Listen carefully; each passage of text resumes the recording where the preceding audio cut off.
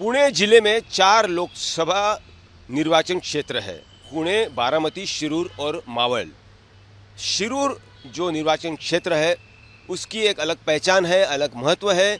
पिछले दफ़े एनसीपी के डॉक्टर अमोल कोल्हे इन्होंने शिवसेना के अढळराव पाटिल इनको हराकर जीत हासिल की थी, लेकिन इस बार जो शिंदे गठ भाजपा से जुड़ गया है और अजीत दादा का गुट भी भाजपा से जुड़ गया है, तो शिरूर निर्वाचन क्षेत्र में क्या चित्र है, कौन उम्मीदवार है, वोटिंग पैटर्न, वोटर्स कितने हैं, कास्ट वाइज वोट डिवीज़न क्या है, इस बारे में बात करते हैं। हमारे साथ चंद्रकांत भुजबल जी है जो कि सेफोलॉजिस्ट है, राजकीय विशेषज्ञ है। जी चंद्रकांत जी, बताइए, जो आपकी पढ़ाई है वो क्या कह रही है, कितने वोटर्स हैं शिरूर मतदार संघ में लोकसभा के, और इस बार कौन प्रमुख दावेदार हो सकता है दोनों गुटों से, भाजपा से भी और इंडिया अलायंस की ओर से भी? शिरूर लोकसभा मतदार संघ में पिछले बार एनसीपी के अमोल कोल्हे चुन के आए थे। लगभग वो 54,000 से वोटों से ज़्यादा चुनकर आए थे। काफ़ी टफ फाइट पिछले बार हुई थी।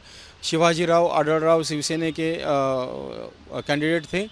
अभी इस बारे में इस बार अगले चुनाव में एनसीपी और शिवसेना में दो गुट होने के वजह कार्यकर्ते भी दो गुट में उनका डिवीज़न हुआ है।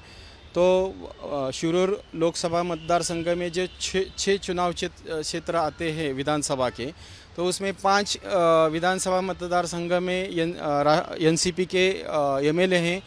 उसमें जो सब अजीत पवार गट में हैं, और शिरूर विधानसभा मतदार संघ के जो एमएलए है वो अजीत पवार और शरद पवार के दोनों तरफ से जाते हैं कि मैं ये गट में हूँ, लेकिन अभी हाल ही उन्होंने शरद पवार के गट में जाने का तय किया था। ये बताइए कि शिरूर लोकसभा निर्वाचन क्षेत्र में वोटर्स कितने हैं और वोटों का डिवीज़न 2019 में पार्टी वाइज कितना हुआ है?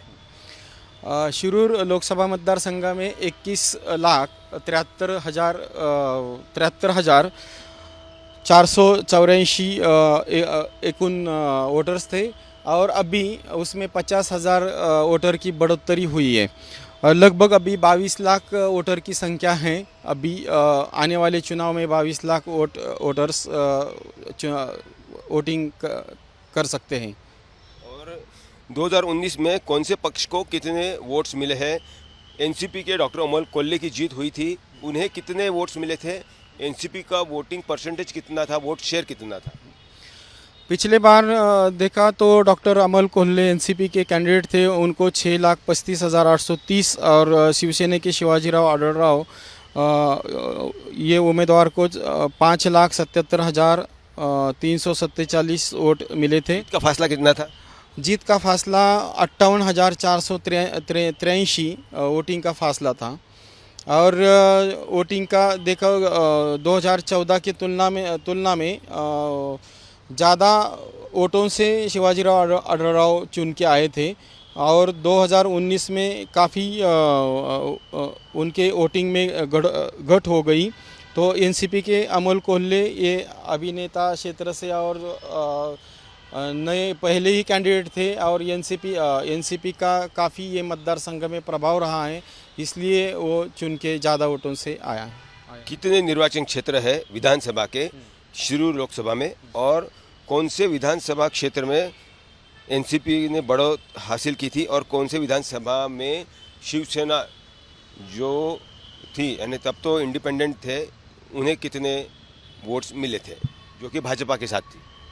शिरूर लोकसभा चुनाव क्षेत्र में 6 विधानसभा मतदार संघ 6 विधानसभा मतदार संघ आते हैं। उसमें से जुन्नर विधानसभा में एनसीपी के अतुल बेन के एमएलए हैं, लेकिन वो अभी अजीत पवार गट में हैं। तो अभी फ़िलहाल शरद पवार जी ने उधर सत्यजीत शेरकर कांग्रेस के लीडर हैं, तो उनको अगले चुनाव के लिए तैयारी के लिए काफ़ी दो सभा लिए है बड़े।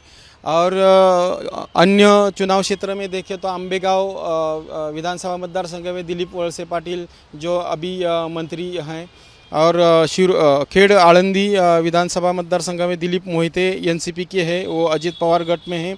शिरूर विधानसभा मतदारसंघ में अशोक पवार है, अभी वो शरद पवार के गट में गए हैं। और भोसरी विधानसभा मतदारसंघ में बीजेपी के एकमेव कैंडिडेट हैं महेश लांडगे, वो भी लोकसभा चुनाव के लिए बीजेपी की तरफ से इच्छुक कैंडिडेट हैं। और हड़पसर विधानसभा मतदारसंघ में चेतन तुपे हैं जो एनसीपी के हैं, लेकिन वो अजित पवार गट में हैं।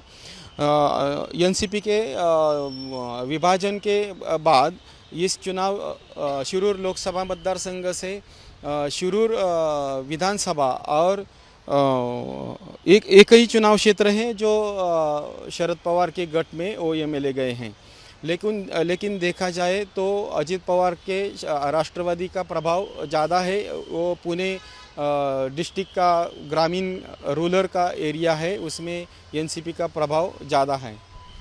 जो शिरूर लोकसभा निर्वाचन क्षेत्र है उसमें भाजपा की ओर से यानी भाजपा शिंदे गट और अजित दादा गट, इनकी ओर से कौन उम्मीदवार प्रत्याशी हो सकता है, कौन कौन इच्छुक है? अभी जो खासदार हैं अमोल कोल्हे, वो तो शरद पवार गट के रहेंगे, प्रत्याशी वो रहेंगे। और शिवसेना में पिछले बार जो माजी खासदार हैं शिवाजीराव आढळराव पाटील, तो शिंदे गट में हैं, वो भी इच्छुक हैं। और एनसीपी अजित पवार गट से भोसरी के माजी आमदार विलास लांडे भी इच्छुक हैं। और भोसरी के अभी एमएलए है बीजेपी की, वो भी महेश लांडगे भी अभी इच्छुक हैं शिरूर लोकसभा मतदारसंघ से। 6 निर्वाचन क्षेत्र है विधानसभा के शिरूर में, उसमें 4 विधानसभा क्षेत्र में अजित दादा का बोलबाला है। क्या ये हो सकता है कि अजित दादा के बेटे उन्हें फिर एक बार पार्थ को मावल की जगह शिरूर से उतारा जा सकता है? अभी तो उन्होंने शिरूर लोकसभा मतदारसंघ के हड़पसर विधानसभा मतदारसंघ चुनाव क्षेत्र में आता है। तो अभी फ़िलहाल पिछले ही हफ्ते में अजित पवार के बेटे ने दौरा किया और कार्यकर्ते जो एनसीपी के लीडर भी है बड़े, वो भी संभावना व्यक्त कर रहे हैं कि अजित पवार के बेटे शिरूर लोकसभा मतदारसंघ से चुनाव लड़ सकते हैं। तो ऐसी स्थिति में अमोल कोल्हे रहेंगे शरद पवार गढ़ से, और महायुति के कैंडिडेट अजित पवार गढ़ से उनके बेटा चुनाव लड़ सकते हैं। तो काफ़ी लड़त टफ होगी, टफ लड़ाई होगी।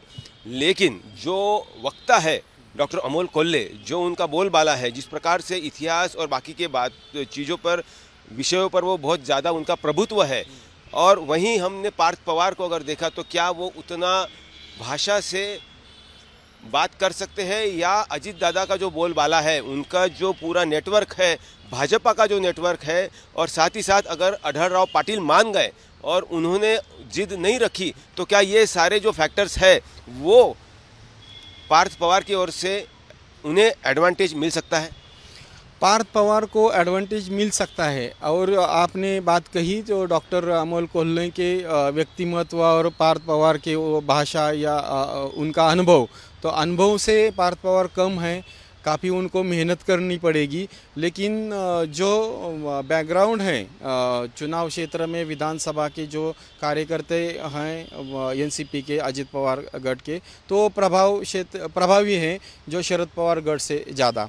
तो इसलिए वो सब बैकग्राउंड का और बीजेपी का साथ मिला, शिंदे गढ़ का भी साथ मिला, तो पार्थ पवार भी जीत के आ सकते हैं। टफ फाइट दे सकते हैं अमोल कोल्हे? टफ फाइट दे सकते हैं। कास्ट वाइज वोट डिवीजन कैसा है? कास्ट वाइज वोट डिवीजन आपने देखा तो 42% ओपन कैटेगरी के वोटर्स हैं, और 35% ओबीसी के वोटर्स हैं, परसेंटेज वोटर्स हैं, और 18% एससी और एसटी के वोटर्स है इस चुनाव क्षेत्र में। देखिए, बहुत इंटरेस्टिंग ऐसी लड़ाई हो सकती है शिरूर लोकसभा निर्वाचन क्षेत्र में है। एक तरफ से भाजपा की ओर से, भाजपा शिंदे गढ़ और अजित दादा गढ़ की ओर से उम्मीदवार बहुत से हैं जिन्हें इंटरेस्ट है, लेकिन पार्थ पवार भी यहाँ से चुनाव लड़ सकते हैं। उनके खिलाफ यानी उनके अगेंस्ट इंडिया अलायंस यानी एनसीपी शरद पवार गुट के जो प्रत्याशी है जिनका नाम डिक्लेयर हो चुका है डॉक्टर अमोल कोल्ले, ये भी टफ फाइट दे सकते हैं। लेकिन जो नेटवर्किंग है, अजीत दादा का नेटवर्किंग, अजीत दादा का बोलबाला, साथ ही साथ शिंदे गुट का बोलबाला, भाजपा का जो नेटवर्क है और सबसे बड़ी बात यानी आरएसएस का जो नेटवर्क है, आरएसएस का जो कैडर है, वो भी एक अलग ताकत है भाजपा की ओर से और इसीलिए टफ फाइट हो सकती है शिरूर लोकसभा 2024 चुनाव में। कैमरामैन गोपाल हरने के साथ पंकज खेलकर, पुणे आज तक।